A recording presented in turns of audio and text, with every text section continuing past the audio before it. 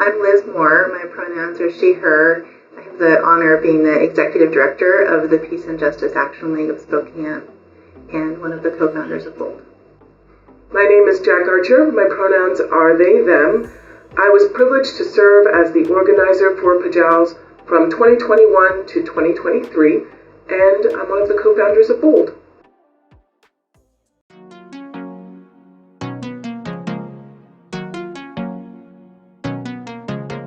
A wonderful book by a researcher named Dr. Erica Chenoweth, which is called Why Civil Resistance Works, looked at nonviolent regime change movements and violent regime change movements around the world across the 20th century, and found that not only were there more nonviolent movements, but they were twice as successful as the violent regime change movements were, and they created better, less violent, more egalitarian societies once they'd won. And she was trying to figure out why. One of the key things that she found was that the percentage of people who participate in that movement is the deciding factor in the success of that movement. Turns out it's not 10%, it's not even 5%, it's 3.5% of the population has a 100% correlation with a 100% success rate of that regime change movement. And 2% of the population has a correlation with an 80% success rate. So I immediately thought, well, what is 2% of Spokane County?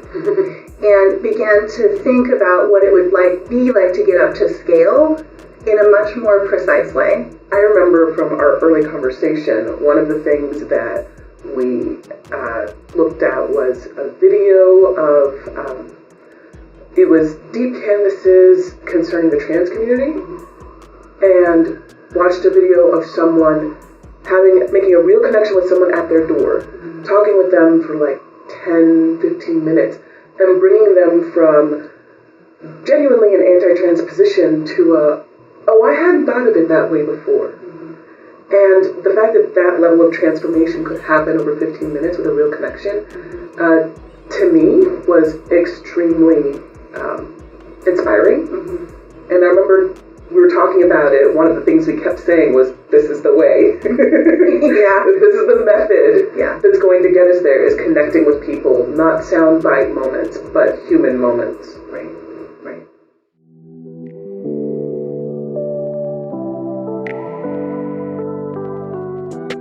So we piloted what became BOLD in 2019, when we were at that point facing urge from the county commissioners to build a new jail.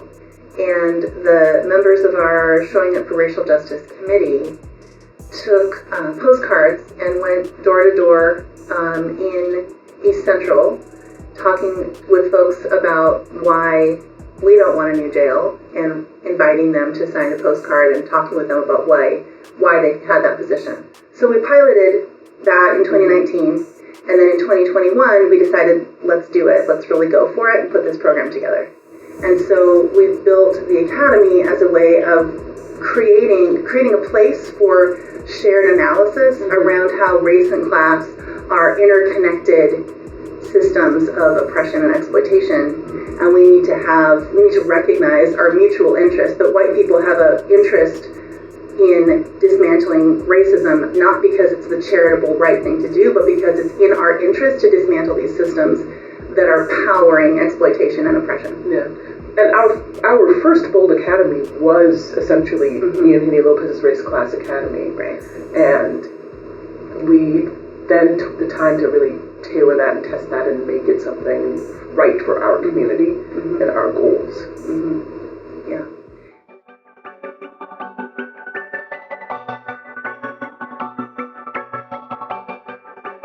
In the time leading up to it, I have to mention this. Even before we knew what we were doing, you had that acronym in the can. Yeah. It had been in my pocket for about a decade. You wanted to use it, which building, organizing, leadership development, right? Yeah. And I remember talking to you about that in your office, and you're like, this is what it's going to be. And I laughed because I instantly knew, you were like, it's perfect. Now is the moment. And it was, because we were trying to do something very bold. We were trying to get people to have two of the most uncomfortable conversations possible with strangers. Conversations about race and conversations about class. Money. What is it? I mean, that's what they say. Don't talk about politics and money, and race is inherently political. Yeah. That first bold summer and the time leading up to it, I remember being so intense because we were talking about it every day and reshaping things every day, and a lot of it was not just figuring out the logistics of, okay, we want to teach people this analysis first and have everyone embody that and then go out and hit doors. But it was also a matter of how are people best going to get this message and best going to understand and participate and own the conversation. One of the other challenges is everything was virtual. Everything. So we're trying to do this massive engagement project over Zoom, and in planning, I remember being like, "Oh, I hope this works."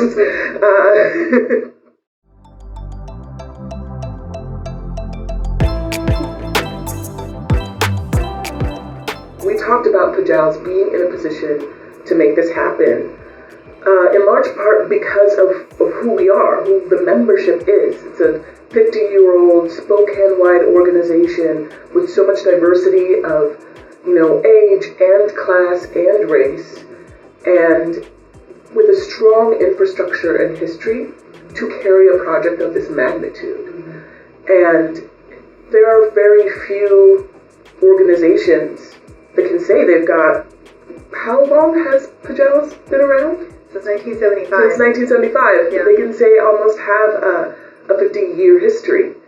So that was a huge factor, and I think just because we wanted to do it. And it wasn't hard to talk to other partners about it either. It was exciting. There was a real hunger, I think, particularly in that moment, post-pandemic shutdown. People were very eager to show up in ways that were meaningful and in community. And there was, I think, a collective impatience with anything that wasn't using real words to say real things. I mean, that's one of the great qualities of Pajals members, is a willingness to take risks in service of our values. That's really one of the things that unites us. We're not scared to be the first ones to try something. And it was wonderful to do that with partners who were participating, who were recruiting, who were publicizing, and who then we could connect people to when we talked with them at doors or at tables. Are these values? If these values resonate with you, which organizations that we're partnering with can we connect you with? So it's a movement building effort that's not just focused on any single organization.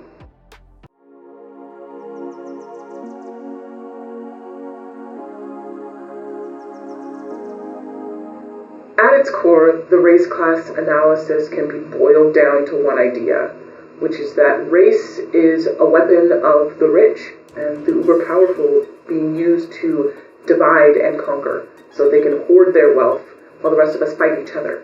The race-class analysis helps us see the ways that we are manipulated and divided by the power elites, these certain politicians, and the greedy billionaires that fund them. The ways that the 1% at the top of the power pyramid use fear to define Black communities as criminal, or to define immigrant communities as simultaneously lazy and job takers, in ways that manipulate the rest of society, particularly white people, to support objectives and agendas that are dramatically counter to our own well-being.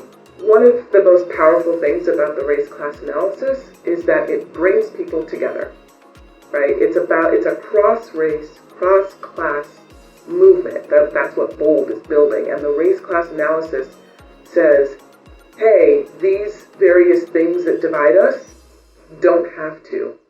They are driving their agenda by dividing us. So when we become conscious of the ways that we're being manipulated, it is natural to recognize the ways that our interests are aligned, and then we can come together. And we know that in history, in this country and around the world, the ways that major balances of power have been changed is through people coming together.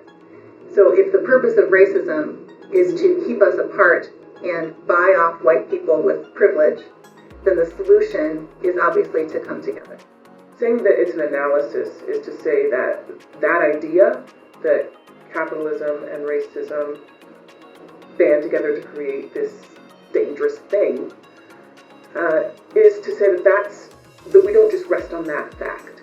That now then becomes a lens, the window through which we view our current politics, and look through that window to look at how the powerful are manipulating our society and preventing us, for now, from banding together and making a more equal one.